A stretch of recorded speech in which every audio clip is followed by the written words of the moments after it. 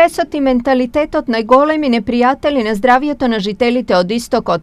Ова го покажуваат истражувањата на голем број лекари и научници од Штипскиот универзитет. Секојдневните притисоци, неизвестноста и околината праќаат се повеќе луѓе во болница.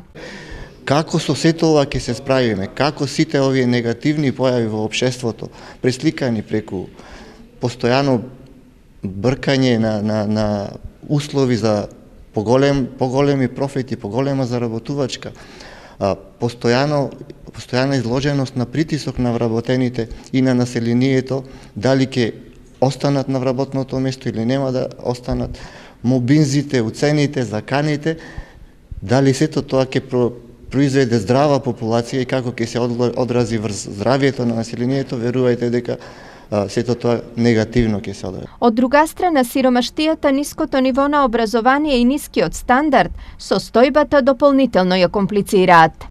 Општеството треба во целина да се занимава со тоа да се подкрени нивото на стандардот, нивото на образованието и здравственото просветување. Многу често се случува да луѓето да не појдат на лекар од непрепознавање на симптомите. Особено кај нас се слаба карика тоа што не правиме превентивни прегледи и не си правиме преглед на телото кога сме здрави. Некако во кодот не е да се оди на лекар кога е човек болен.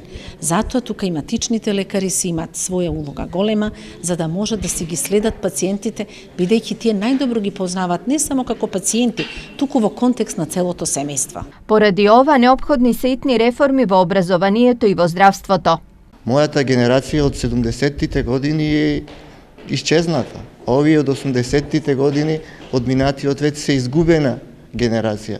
Овие од 90-тите години, што сега се, веќе ги согледуваат сите тие работи, сите тие услови во кои што работат, како сето тоа им се одразува и на здравието, и на кариерата, тие многу лесно си го бараат патот.